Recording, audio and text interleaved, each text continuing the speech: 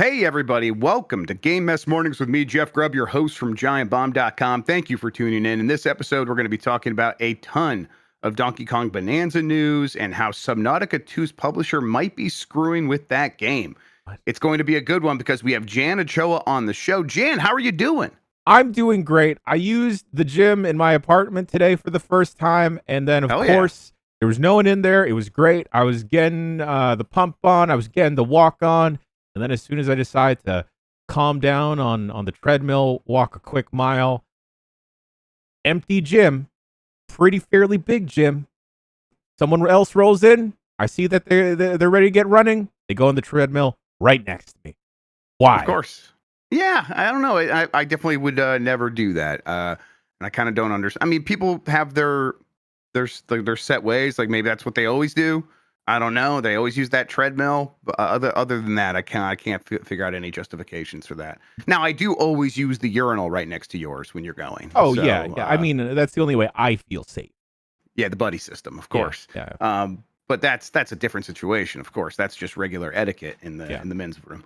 I am. I need to get back to working out. I took some time off because it was like feeling a little bit. It mostly was like, okay, I was losing some weight there, and I had less energy, and now I'm like stabilized. I'm like, I should just actually get back on a good routine. So, Well, Grubb, doing some stuff here or there. it's not like you and I and Dan and Baclar and Minotti went through any major life changes recently, so I don't know why anything would disrupt that pattern at all. So exactly, no excuses, really. No. And best part, we're not getting older either. So really don't have to do much of anything about any of this. Congrats on being 25. Thank you. You likewise. Yeah. All right, let's explain what we do here and explain ourselves. We're Giant Bomb. You can go to giantbomb.com/join. You can become a premium member, help us out. It really does go a long way toward making all of this possible, making us able to do cool things as we travel and attend game events, things along those lines. It also gets you ad-free versions of the shows. It gets you some special goodies. You can take part in that town hall we did recently. We'll have more stuff like that going forward. In the meantime, though, giantbomb.com/join. There's also details there about other ways you can help us out. As far as this show goes, most weekdays, I, Jeff Grubb, will help piece your gaming life back together. That includes breaking news and maybe even some of our own original reporting. For all these topics, I'll get the input of a bona fide expert who will make me look smart. If you are watching live on Twitch, welcome. You can always listen to the show later on podcast feeds by searching for Game Mess Mornings or find the RSS feed on giantbomb.com. You can also catch the show later on YouTube. Hello, YouTube. All right, we have a lot to get into, so let's start the show with Krafton pushes Subnautica 2 release to 2026. This is from Sophie McAvoy at gamesindustry.biz. Unknown Worlds has delayed Subnautica 2 to next year to, quote, give the development team more time to implement community feedback. As reported by Eurogamer, the studio's parent company Krafton clarified the decision was made prior to recent leadership changes last week. Krafton said the delay was based solely on its commitment to quality and to delivering the best possible experience for players, and not, quote, influenced by any contractual or financial considerations. This comes after Bloomberg reviewed a purchase agreement that allegedly stated a $250 million bonus was planned if the studio hit certain revenue targets by the end of this year. Sources told the publication that the former leadership team planned to share the additional money with all of the studio's employees. They also claimed that the staff who were at the company at the time of Krafton's acquisition were told they were eligible for bonuses ranging from hundreds of thousands of dollars to seven figures. Unknown World's new CEO, Steve Papoutis, addressed these issues in a company town hall, also reviewed by Bloomberg. The desire of Krafton is to have the very best version of Subnautica 2 available for its early access, said Papoutis. While, yes, the software that everybody worked on is in a great spot and felt like, hey, we should launch this, this wasn't where both parties aligned around. Jan, I think this is about the money. Yeah. I think this is about the money. In fact, I've heard it's about the money and kind of feel pretty confident to say this publisher is not being forthright about this. It's been alleged to me that they're not being forthright about this. And if they delay the game to 2026 and it cannot launch this year, it's not going to be able to reach the threshold it needs to get that $250 million bonus. Yeah. I think maybe this is even why those people left. I guess I don't know that for sure. But that definitely seems to be, that lines up pretty closely here. That's uncool. That's very uncool, especially for a game like the original Subnautica. A lot of people latched onto and became Subnautica So not at heads. Subnautica heads. And having that 250 million bonus as an incentive is a great target to have, especially if this game is already pretty far along the way. But for Crafton to kind of pull the rug from underneath a lot of people, very scummy, Grubb. You can't help but feel that it is definitely tied to the monetary aspect. A couple of people in chat were even surprised that Subnautica 2 was even announced. Maybe they had missed that. So I can't. The excuse that the publisher or the developer is trying to include a lot of community feedback, I don't know how valid that is. Yeah, I think that this game probably is ready. That's what I've heard. That the early access state it's in now is not just like acceptable; it's pretty good. Like they got a game there ready to go. And so a good way to build on a game that's in that situation, especially one that you always intended to launch in early access, is to launch it into early access and then get community feedback at that point. And then you could pair that up with telemetry data and all kinds of other information about how people are actually playing your game. This idea that's like, well, let's go keep it in the oven, and that way you can't make the revenue. I mean, it's pretty transparent to me, at least. Also, Grubb, I don't know where this trend started coming out with publishers just not releasing games when they have a game right there. Yeah. Because generally, and again, folks, I didn't major in economics, and I'm not a business person. I'm a video person by trade. But in my opinion, if you release a game and people buy the game, that the people that are releasing the game get the money. Right. So make it make sense, Grubb. Yeah, it's tough to say. Like this, I suppose, like this is them looking at a deal they already made and be like, well, we can make more money if we just release this game on January 1st, 2026, and then we don't have to pay the money that we would owe as part of a former deal. We just get the money going forward. So, $250 million saved is $250 million earned in their eyes. And, I think in this case, it's $250 million stolen from people who did the work and were doing the work with the understanding that they would likely be on the hook for huge bonuses, like 7-figure bonuses for some employees, 6-figure bonuses for a lot of other employees. That's life-changing money in a lot of ways. 100%. And that likely they have been busting their ass with the idea that money would be theirs. Yeah. And now Crafton gets to keep that. I mean, yeah, working towards some type of goal like the game release is one thing, but also having that extra incentive, like you mentioned, Grubb, of having that bonus down the line. Wow, I sound like a robot in my ears now. Yeah, you just went especially weird. Yeah. Keep going. Talk a little bit more. Let's see if hopefully maybe it clicks evens back into out. place. No, isn't anyway. No, it's just more robot-y. Well, we're just gonna keep going then. See, Crafton is trying to get to me. They're trying to sink me underwater, Grubb. Exactly. That's what they're doing. But like you mentioned, Grubb, some jobs require you to move across the country or to a completely different country altogether, and then you start planning for a set amount of salary in your budgeting, Grubb, and then you have that incentive of a bonus, and you start planning around that bonus because nothing else seems like that is going to get away or whatever, and then it gets pulled away.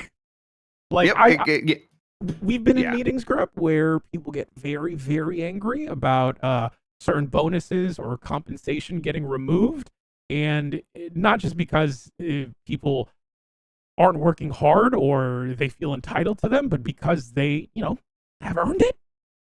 Yeah, it's at a certain point it becomes part of the compensation. And if it's on the schedule of like you looking at, hey, this is the kind of thing where if I do this, I could get that. It is completely unfair and potentially illegal, and potentially a breach of contract to let the people work with that understanding and then to pull the rug out from underneath them. Now, who knows what the contracts actually say? Maybe Crafton has free reign to make this decision, and they're allowed to say, well, hey, no, this really isn't up to our standard, even if our standard has moved or whatever because we want to save money, but like that's our right. We're allowed to do that. Hopefully, though, there is a potential here for some sort of arbitration to come in and lay down the law and say, nah, we can tell what's happening here. This is a breach of the contract by really all meaningful measures, and the people that should get paid will get paid. But I'm not hopeful about that. That's the kind of thing that would require a ton of effort and a ton of likely legal fees and stuff that like who's going to spearhead that if the former leadership of this studio is all kind of out the door. Is it going to come from a collection of the developers? I got to imagine they're feeling pretty low in terms of morale right now. Might be hard to sort of rally the troops to get something like that done, especially if there's no guarantee it'll work. It's a really unfortunate situation. This feels like, Grubb, something that a union would be very handy to have in this instance, especially when your leadership is either leaves on their own accord or gets ousted. And now knowing this extra fact of the $250 million bonus, I could see them getting ousted because those people would probably get the biggest chunk of it. Yeah. Now you're starting to sound like Emo Phillips, and I'm really liking it. Like that's a pretty good look, pretty good sound. There we go. I don't know. We'll kind of just see what happens here. I've been looking forward to Subnautica 2. Maybe I'll just go play Subnautica 1. I wonder, like, let's see. It's the deal is if they made a certain amount of revenue. I wonder if like the community could just go and buy Subnautica 1 over and over again and still get them to that number or something like that. It probably is such an astronomical number that only a new game could really do that. But yeah, I don't know. This is very unfortunate. Grubb, the other unfortunate aspect of this is that a game that came out forever ago is Star Wars Battlefront 2. And if folks tuned into the show yesterday, you and Sean detailed about how it jumped to number 12 on the Steam charts. Mm-hmm. And that's insane. Yep, from like 135 or something like that, yeah. So that game, even though it's maybe like, what, $5 at the moment, or at the moment that it was blowing up, that's still income. That's still money, and that's still revenue being generated. I don't get it. Like, yeah. Why not treat your employees and the people that are going to make your game to a nice bonus if they're going to guarantee that you are getting some type of income? And also, this just looks bad on Crafton. Yeah, it's the kind of situation where it's like, who would want to work with Crafton? Although, there's not a lot of choices out there these days. There's not a lot of like, okay, let's not work with Crafton. I'm going to go to the menu and choose a different publisher off of it and have my say. You kind of, these days, you kind of have to just go with what you're given. And that seems to be, that's going to be the case for this studio for sure. They were acquired. The Hi-Fi Rush studio, Tango Gameworks, they're under Crafton now, right, as well. So they have to be looking at this and being like, man, what does this mean for us? Although, they were rescued, so they might be like, let's not look a gift horse in the mouth. I don't know. But it's definitely the situation where I think Crafton feels like they can do this because they can get away with it. And there's not a lot of other publishers like on their level. Like that doesn't mean there's not a ton above them. There are, but there's like that weird middle level of they got quite a bit of money. And like more so than it would seem like a Devolver Digital. Devolver Digital is a very successful publisher, but they don't have a PUBG making money in the background for them. That's just like, a printing cash. And so it's like Crafton can kind of be like, no, we can take on some of these bigger projects and really believe in them. But why would you want to work with them? And then at the same time, do you really have a choice? If someone's going to write a check with the promise of maybe more money, you might have to believe them, even if they have a proven record of sort of being shady about that kind of thing. It's as always right now for this industry, pretty grim. Isn't PUBG Mobile enough to just keep printing money for them? Yeah, I mean, PUBG Mobile and PUBG both have, PUBG every day on Steam still gets like 800,000 concurrent players. It's massive, and PUBG Mobile is same way and very, very lucrative. So yeah. All right, Jen, let's take a break and see, maybe let you like reset the Goxler or something like that, and then we'll come back from this break after these messages, which you could skip if you get the ad-free versions by going to giantbomb.com/join, giantbomb.com/join. We'll be back after this. This episode of Giant Bomb is brought to you by giantbomb.com/join. Join us there, become a member. It helps us make fun stuff. It gets you ad-free content. It also helps us make some extras here and there that we'll give exclusively to you as members. It's giantbomb.com/join for $10 a month or $100 a year, where you save $20. You can support us in making all the cool stuff that we make over here at Giant Bomb. Once again, that's giantbomb.com/join. Become a member now.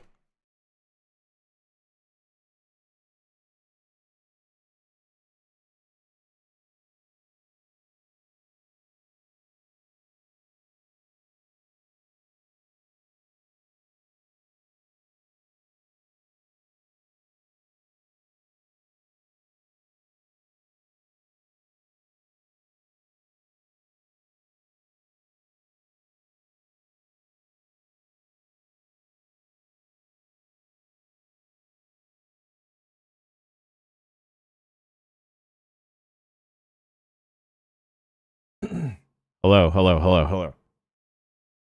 Okay. All right. Oh, my mic is hot. All right, Jeff Grubb. I'm gonna fade to black.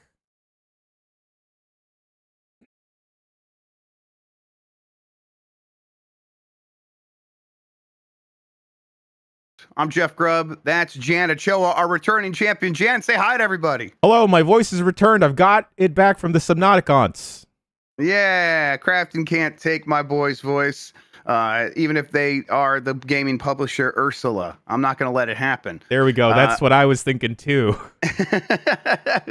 All right, let's get on with the stories here. We got a ton of stuff kind of out of Nintendo. A lot of stuff specifically about Donkey Kong Bonanza, a game I continue to be very excited about, Jan. But Oh yeah. they're talking about it over there, giving us a few more details here or there. Also giving us some insights into how the game got made. First, let's start here. Donkey Kong Bonanza's director and producer have been confirmed. This is from Ollie Reynolds at Nintendo Life. Donkey Kong Bonanza's key development staff, specifically its director and producer, have been confirmed thanks to an interview with IGN. We knew that the team behind Super Mario Odyssey has been busy working on Donkey Kong Bonanza, but now it's been confirmed that Kazuya Takahashi is serving as the game's director, while Kenta Motokura is the game's producer. Motokura previously directed Super Mario Odyssey and worked on the likes of Super Mario Sunshine, Pikmin, and Super Mario Galaxy, while Takahashi only joined Nintendo back in 2020, bringing with him some key experience in open world game design. Of course, the key question in our minds now is what this might potentially mean for a 3D Mario. Of course, everyone's wondering that. But yeah, I mean, this is very much the 3D Mario team down to the director being the producer on this one. And the only real change here is, like, for the director of this game, they brought in someone who's a little bit more familiar with open world stuff. It sounds like that team is working on this game in full, or at least has been. And of course, let's just get right to it. Like, what do you think this does mean for 3D Mario when you hear this extra tidbit of information? Grubb, the only thing that comes to mind is that, like, okay, maybe it's a little bit further away than expected, but also just based off of how Nintendo operates, I'm kind of under the assumption that Donkey Kong Bonanza has been close to the finish line, if not past the finish line, for a while now. So work can begin on the next 3D Mario. And I kind of enjoy how Nintendo has been approaching things, especially with all the stories we've heard come out of Super Mario Brothers Wonder, where they're kind of like letting a younger team work on it and just share their ideas. So I'm not super concerned with it. If anything, I'm more excited about Donkey Kong Bonanza, knowing that it has, for sure, the DNA of games like Super Mario Odyssey. Yep, I'm right there with you, and I think that this was them looking at Donkey Kong and being like, let's really throw everything into that. And what does that mean for Mario? I think you're right that this game probably has been near the finish line for quite some time, and there's reasons to think that this next story kind of lends itself to that. Donkey Kong Bonanza, like Mario Kart World, was initially planned for Switch 1. This is from Ollie Reynolds at Nintendo Life. Nintendo has revealed in a new interview with IGN that Donkey Kong Bonanza was originally planned for the Switch 1. Producer Kenta Motokura and director Kazuya Takahashi explained that the game was being built on Switch 1 with the same voxel technology used to create the destructible environments that you see in the game now. However, upon learning about the Switch 2, the team shifted development over to the new console to take full advantage of the increased specs. It wasn't just the added power; they also wanted to use the mouse. They said as well. Okay. Like, ooh, that's fun. Um, I always got the sense that this was a game that was like being built for Switch 1, and really with the idea that it would launch alongside the Switch Pro. I think that's probably what was going to happen here. And then the Switch Pro became the Switch 2. And at that point, they're like, well, let's lean towards making this a Switch 2 exclusive rather than trying to make it a cross-gen game or anything like that, or a Switch 1 exclusive game. By the time it's ready, Switch 2 should be here. So let's just focus on that. And then the Switch 2 got delayed a little bit. So I think that timeline kind of like creates the opportunity that you're talking about, Jam, where this is a game that probably was pretty close to being in place for a Switch 2 launch that was going to happen months ago. Mm-hmm. And then even before that, it was, the Switch Pro internally was something that seemed like it was supposed to come out years ago. Yeah. And so maybe if that's how it was going, I'm sure they were using all that time to make this game better and better and better. But that does not mean they would not have the ability to get something else up off the ground. And at the same time, Jan, I'm just not like, my hopes are not that high for a new 3D Mario imminently. Like within the next couple of years, sure.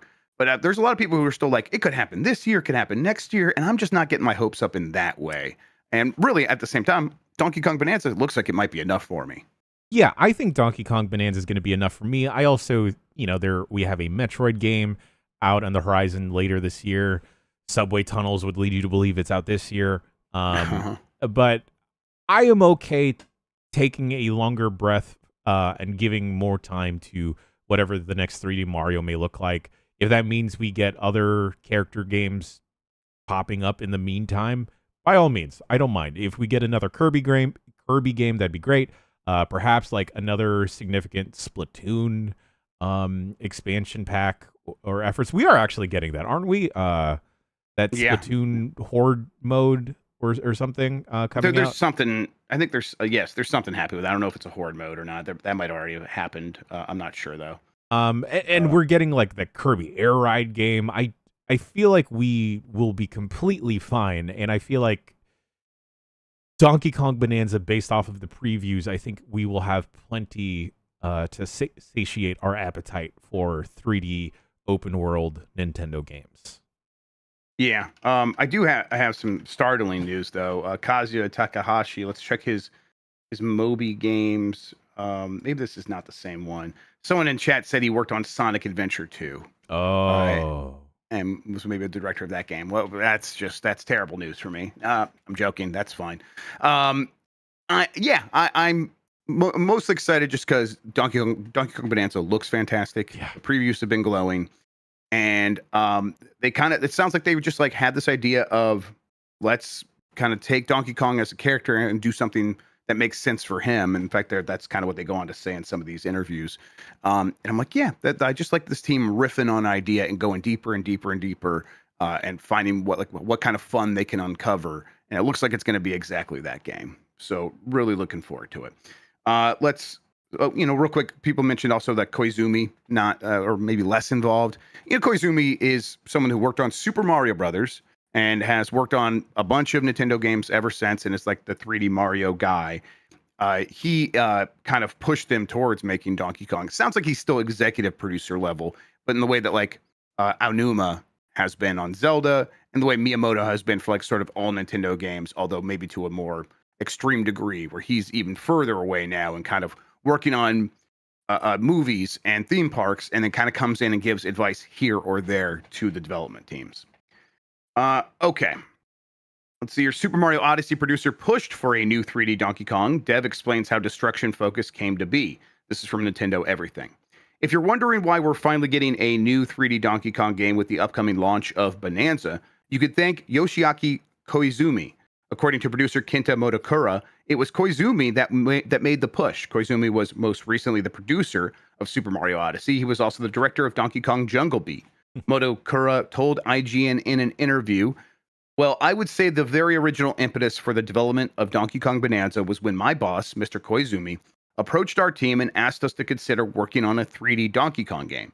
And that's when we realized we really needed to know more about Donkey Kong. So we went and spoke to Mr. Miyamoto, the original creator of the character, and Mr. Miyamoto has experienced not only working on Donkey Kong games that he was directly responsible for, but also working alongside Rare on the Donkey Kong games that they created. And for him, a lot of things that came up were the unique actions that a really strong character like Donkey Kong can engage in, things like the hand slap and blowing his breath. It's like a combination of things that Donkey Kong has had in Miyamoto games, and then some of the stuff that was in Rare games, and being like, yeah, this is the stuff Donkey Kong is known for. You should definitely lean into that. And you can kind of see them being like, okay, well, we have that, and we have this 3D voxel technology for Super Mario Odyssey that we used for like Mario punching through snow or punching through cheese. And that's something they talk about in this interview as well. And it's like, let's combine that with Donkey Kong's strong arms and destroying stuff and make a game along those lines. And that's kind of what led to Bananza. To me, that sounds like a really great like thread to start pulling on. Do you think that can hold up a whole game?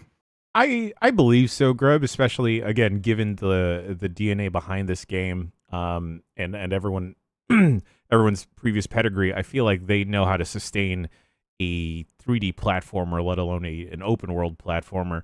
I also like the idea of people internally at Nintendo, instead of maybe referencing like a wiki article or like a YouTube video. Miyamoto. It's like, hey, let's just ask Miyamoto. And then they just sit on the floor and it's story time with crisscross applesauce. Yeah.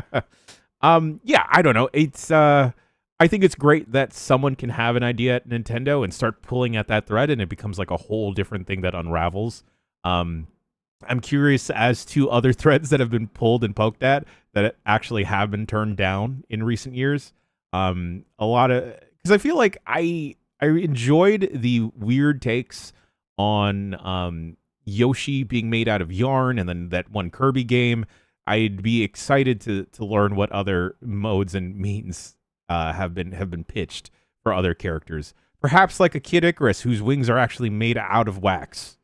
Yeah, like a physics-based Kid Icarus game, and there's the heat from the sun is modeled in the game, and you have to fly high because there's enemies down there, but there's sun up there. We just made a game, Jan. Wow. Miyamoto, bring us up and cut the check. I guess that'd be Sakurai. Sakurai, give us a call. You almost certainly have ideas of your own, but whatever. No, stop. Go to sleep. I'm just like the idea of them like taking that stuff. Was that destruction stuff in Super Mario Odyssey was already pretty impressive. Yeah, I just want to see how they expand on that. What else they do, because it's like I want to punch through that stuff. That's gonna probably be enough for me. I'm someone who likes to explore, likes to destroy things. The skeptics out there that were playing it and were like, this is maybe a bit too open. Where's the direction toward the fun? I wonder how they sort of balance that. But not too long before we find out. Just knowing the people that work here, Grubb, I can see us getting stuck on like whatever first island or first world, just breaking everything in trying to reset everything or breaking things in specific ways. I'm very excited for this game. All right, let's move on to slightly different Nintendo news. Monolith Soft Tokyo is developing a large-scale RPG for Nintendo Switch 2. This is from My Nintendo News. The talented team of developers at Monolith Soft Tokyo have been hard at work developing a large-scale RPG for the Nintendo Switch 2. The established company is currently on a massive hiring spree to fill a variety of integral positions to make this all possible. It is not clear what the Xenoblade developer is working on next other than a large-scale RPG. There were rumors that a sequel to Xenoblade Chronicles X was in development, but how trustworthy the source of this rumor remains to be seen. Jan, you are one of my Xenoblade boys. You're someone that I can come to. Hey, I know you liked Xenoblade Chronicles 3 a lot. This is a franchise that you're somewhat into. Do you want the next big RPG from this team to be another Xenoblade game? 100%. I really fell in love with Xenoblade Chronicles 3. I enjoyed and appreciated the flute for the very first time, Grubb. And yeah, I don't know. I honestly would even be jazzed with a remaster or just a straight up port that runs better on the Switch 2. But given the scope of Xenoblade Chronicles 3 and what the little bit that I've played of Xenoblade Chronicles X, I wouldn't mind them just embarking on a whole new game. I see some people in chat saying, "Hey, bring back Xenosaga." I don't think the world is ready for that because I'm still reeling from the reveal that Cosmos is not actually Cosmos, but Cosmos, like the Yeah, it's Cosmos. going to be tough to deal with for sure. But I would love to see the next entry in, if it's like a proper Xenoblade Chronicles 4 or if it's a completely original project, just because I've enjoyed a lot of what this team has brought to the table already. Yeah, I enjoyed Xenogears 3. Now I'm like mixing up the names. Blade. Yes, Xenoblade Chronicles 3. I didn't play a ton of it. Played like 10 to 12 hours, and really was like, hey, no, I get it, and I enjoyed what's happening here. This is cool. If I had time, I would like to see where this is going. At the same time, it's like, man, if they did something completely new, I'm like, I would like to get in on the ground floor. That could be cool, or even like a new Xeno spinoff that starts fresh and maybe has some other ideas in there to kind of make it feel like it's something new. My one request, though, Monolith, if you're listening out there, take some lessons from Claire Obscure, and it doesn't have to be an 80-hour game. Yes, Please. like just limit it. Just put a few governors on how it scales up a little bit. That would be nice to see. Because, Grubb, it's such a funny sentence of you saying, "Oh yeah, I only played a little bit of it, 10 to 12 hours." That's right. That's a big chunk of a game. Yep, that should be like half of a big RPG or around there. Or, at least a third. It was not of that game. It was nowhere near a third of that game. Not even. The other side of this is, of course, that Monolith Soft has been one of the technological backbones for Nintendo and its games for the last, so long, since Breath of the Wild, really. The Xenoblade games would sort of build a testing bed, or not even a testing bed, a fully featured open world system. And then they would use that to help make the Breath of the Wild or help make Tears of the Kingdom. And Monolith is deeply involved in that stuff to the point where you could see like the commonality between the UI systems in the two games. Yeah. A lot of the sounds are the same, things like that. So whatever this team ends up doing here, Nintendo is almost assuredly helping them higher up because they're like, hey, let's make it big. Let's make it feel like it's worthy of the Switch 2. And then let's take what you do there, or let's operate with the in the back of our mind the fact that this is going to probably be used on the next Zelda game, or maybe even some of our other games as well. So I think just kind of knowing that they have this TikTok pattern of let's make a Xeno game, then we're going to go help with Zelda. Let's go make a Xeno game, then we're going to go help with Zelda. The fact that they continue to build up both in parallel is exciting for this game and for whatever Zelda is next. Anything in particular you would want to see from like a big new open world RPG from a team like this? Like how open should it be? Should it be like you're in a mech exploring every corner of the world, or what? I personally, Grubb, I love the gigantic parties like of 6 people that you get in Xenoblade Chronicles 3. So I wouldn't mind more of that. I don't know. I feel like my brain and JRPG brain has been poisoned by Claire Obscure just because it feels so streamlined in a way, but there is that room to kind of wiggle off the critical path to go do whatever you want. I've always enjoyed the stories with this game, so whatever they want to do with that and just exploring that more so. I wouldn't mind perhaps them bringing back Soma Bringer, which was a JRPG for the Nintendo DS that Monolith did. I also, I'm getting a little bit of, we talked about this on the Bombcast, getting a little bit tired of ninjas, getting a little bit tired of mechs. Yeah, kind of like peaked with Armored Core 6, and if you're not that cool, I'm probably not going to be paying attention. Yeah. If they turn into tanks, that's a different story. Yes, or if they turn into anthropomorphic Zords, then I'd be down. All right, let's see here. Nintendo will stop selling Switch game vouchers in 2026. This is from Austin, Manchester, at Polygon. Nintendo announced on Thursday that the company is sunsetting its Nintendo Switch game vouchers offer early next year. Nintendo Switch Online members will have until January 30th, 2026 at midnight PST to take advantage of the offer. Vouchers are redeemable for up to a year after purchase. The game voucher program was a way to save money.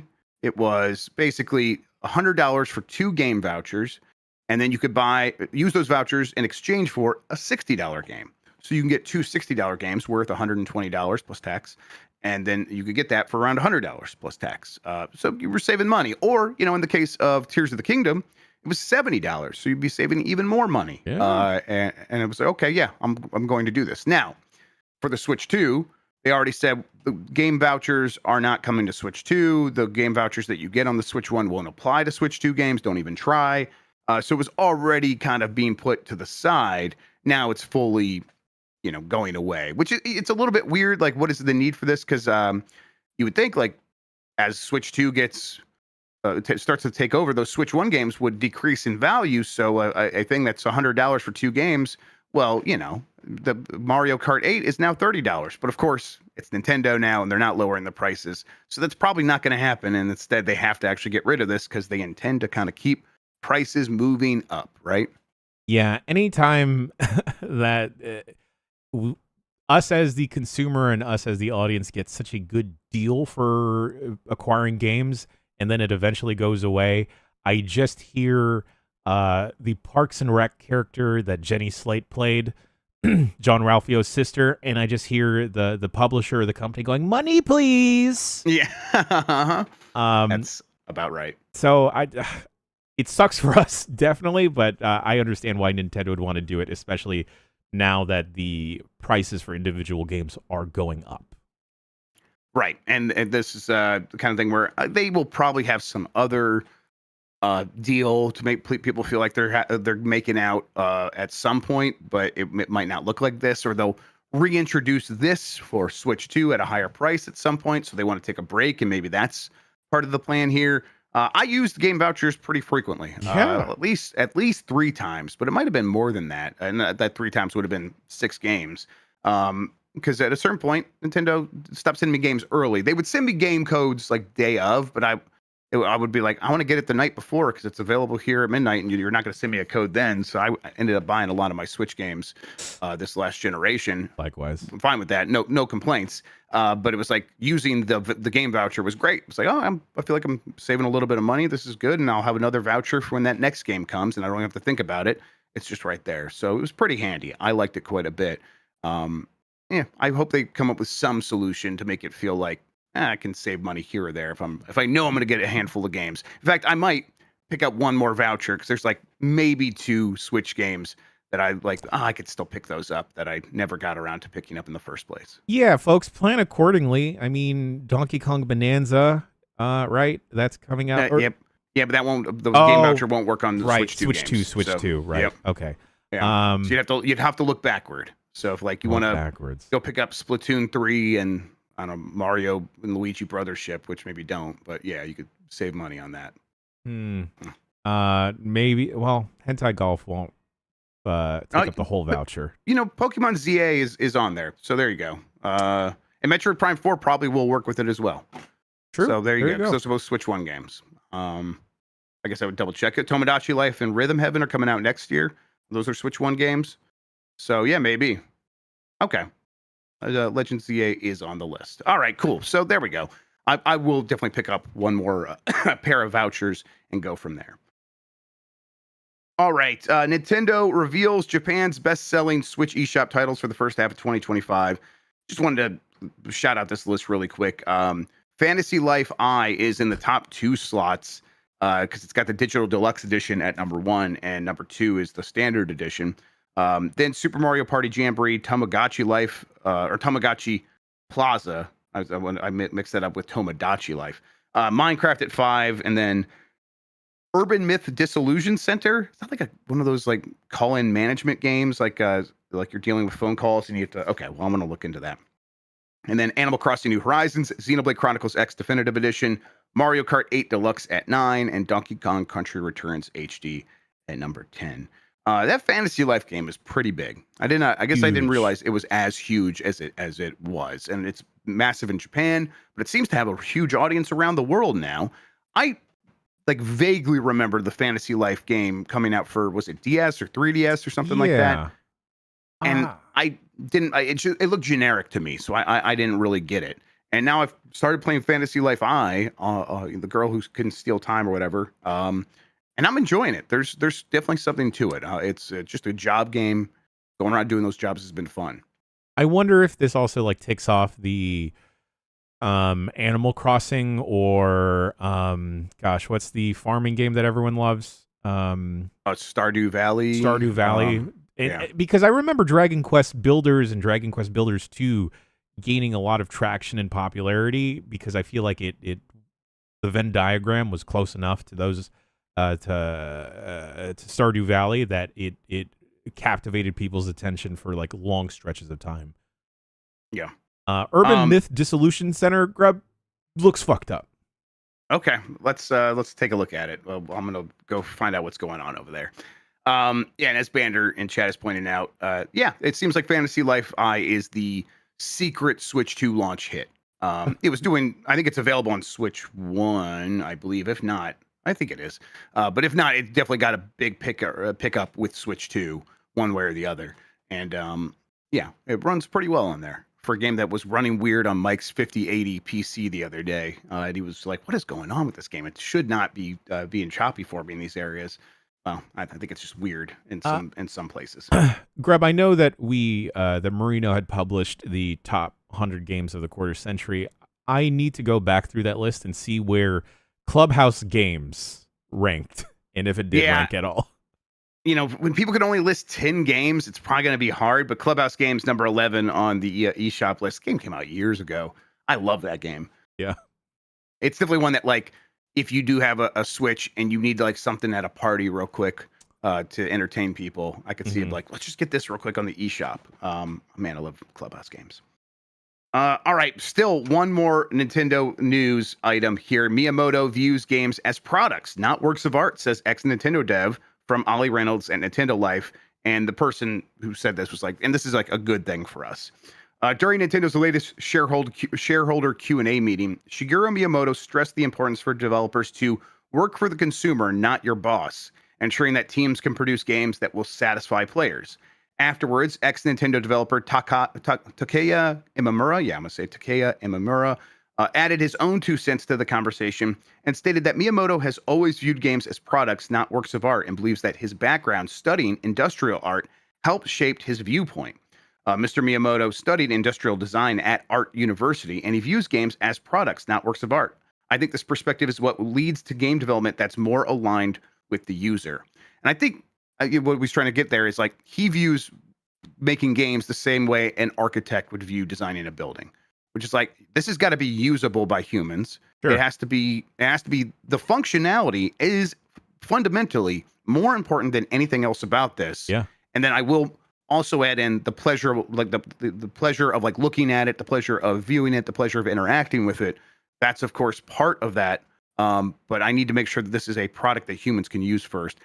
And I don't necessarily think when it comes to the viewpoint of the creator that it matters all that much, because it only really becomes art one way or the other. Anything only really becomes art when it's viewed by the person looking at it and they are moved by it, right? So it's like his viewpoint of how he feels when he's making it has nothing to do with how I consume it, right? And other than make it feel good to play, that seems to be his focus. So this seems right to me. Yeah, I feel like the headline may be a little bit misleading and may lead folks to have different opinions on Miyamoto, but I think in the way that you're breaking it down, Grubb, and equating it to like how an architect views a building, or even an engineer maybe a Imagineer, Grubb, building out a Disney ride or a part of Disneyland or a Disney park, wanting something to be super functional, super usable.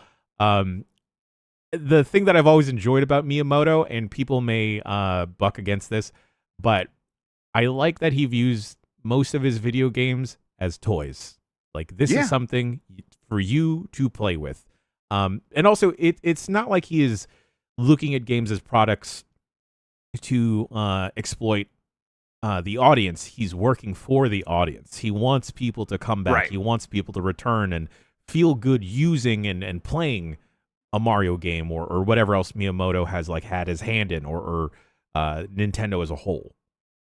Yep, it's the kind of thing where I think a toy is not something that most toy designers have looked at as works of art, and yet for me, like toys are art, just like anything else. It's like, yes, this is like a little bit of a something I interact with. I put something into, and when I do that, I can feel it pushing back against me from the creator, like trying to design it to work in a certain way, and whatever their motivations were, kind of irrelevant to how I'm feeling in this moment. And I really appreciate that games can sort of take that and run with it, and let you do that on a level with like systems several orders of magnitude more complicated than what any toy can do in terms of modeling physics or modeling lighting systems and things like that, and letting you play around in that space. It's like, yep, this moves me. This is clearly just art. Yeah, I mean, the only video game art that I really have displayed anywhere is like a blown out GBA. Just because I got mine over there. It's great. I love it. But it is a product. It is a thing to use, but also the memories attributed to it have made it into art. Without a doubt. All right, let's get to these last couple stories. In fact, this is the last story right here. Cyberpunk 2077 headlines July's PlayStation Plus games for PS5. This is from Jordan Midler at VGC. PlayStation has announced the games coming to PlayStation Plus in July, including Cyberpunk 2077, which is going to be available yesterday. So you can go get that now, along with Abiotic Factor launching into the service on July 22nd. All other titles available to play on, or will be available to play on July 15th, which includes Twisted Metal 3 and 4 for PlayStation Plus premium members. As far as extra and premium members, you'll get all of these games: Cyberpunk 2077, Abiotic Factor, Banishers, Ghost of New Eden, Bluey, the video game, Planet Zoo, Risk of Rain 2, Tropico 6, New World Aeternum. Oh, yeah, I'm just going to say it that way. And then the PlayStation Plus premium members, the ones that get the classic games, are getting Twisted Metal 3 and 4. All right, that does it for the headlines. Let's get to the poll question, which I have over here somewhere. Let me refresh this page. How many unplayed games do you own on Steam? Your options were 0 to 19, 20 to 39, 40 to 59, and 60 or more. And 54% have 60 or more unplayed Steam games. Now, a lot of that's going to be bundles, people being in like Humble Bundle and things like that, getting a ton of codes, adding them to their library, never touching those games. But still, that's a big number. And I think it's like, shows like we probably could have gone up to like 100 or more and easily probably still had quite a few people being like, yes, I have more than 100 games that I've never played. And this is what makes the whole Steam ecosystem go round, Jan. Real quick, 23% said 0 to 19, and that was the second most popular. So there's some, extremes here. It's like, no, I'm not going to buy games and not play them. And then 14% are between 20 and 39, and 8% are between 40 and 59. So at a certain point, you just become a real sicko and like begins to skyrocket exponentially. Wow. Yep. Y'all a bunch of freaks out there. Go share your games or something. You're not going to play your 12th code that you've gotten for Hero Loop. Give that to a friend. Give that to a neighbor. The comments here, Grubb, are rebuking us for listing 60 as the max when people have over hundreds of hundreds. YouTube used to let you have more than just 4 options, and then they changed it to just 4. If we could have just kept going, I would have just kept going. But clearly, 60 was not a high enough number. That seems to be the case here. And then everyone's yelling at you saying they do share them. Good. I'm not talking about you all watching now. I'm talking about some of y'all voting in this poll. I definitely buy games or collect games or gather games in a situation like this. And I always think I'm going to play them. They're always just there. I'm like, yeah, I'll get to that eventually. And it's just been recently where I've started being like, you got to stop kidding yourself, man. You got to stop messing with yourself and actually believing this nonsense, which is clearly a lie. All right. We'll get to a new poll question here in a sec. Actually, let's do it right now. That's not the new poll question, so we'll have to come up with one. Jan, what do you want to do? One about Donkey Kong Bonanza? Or you know what? Do you want Monolith Soft to make a new Xenoblade game or something new? Let's do that. And the poll question will go up, and we'll get the results of that on Game Mess Mornings here on Giant Bomb tomorrow on Friday's show. Speaking of Giant Bomb, Jan, I think today we're going to do the Jantucky Derby. Yes. We're going to let those horse girls race. Yes. My dear friend Matt Shipman will be joining us. He's going to be racing along with us. I have yet to actually put any thought into how and what to do for this stream. I also need to figure out how to link my account with my Steam account. But we're gonna let those horses fly, baby. I'm ready to see it for myself and get involved in the Jantucky Derby. We'll have voicemail dump truck. We'll have some other stuff going on. Let's see. Tomorrow we're gonna have UPF. We're doing Tony Hawk, right? That's the plan. Yes, we're gonna figure out A, if we can reset goals, and then B, who can get to the cruise ship first. If we had to like make a new like reset our account or whatever, we'll just have to do that. We'll have to go the hard way. We'll see. There's got to be a way to do it though. Okay. That'll be UPF tomorrow. This weekend we'll have a demo derby, which we've already recorded going up. So be on the lookout for that. Other than that, am I forgetting anything, Jan? Anything else we should mention? No. If you missed Monday morning's Missed with Mitch, please go check that out, as well as Mega Man, where Mike played a little bit of Fantasy Life I. Yeah, may get some more quick looks in the can if they pop up, but definitely look forward to shenanigans next week with the release of Donkey Kong Bonanza. Yep. Looking forward to it. And then, yes, there is the kitty cat right there, everybody. All right, Jan Ochoa, thank you so much for hanging out with me today and talking about video games, man. I really appreciate it. It's my favorite way to start a Thursday, Grubb. Thank you all for hanging out, for listening, for watching. You are the best audience in gaming. Until next time, have a good one. Take care of yourself, and goodbye. Yummy like a gummy bear.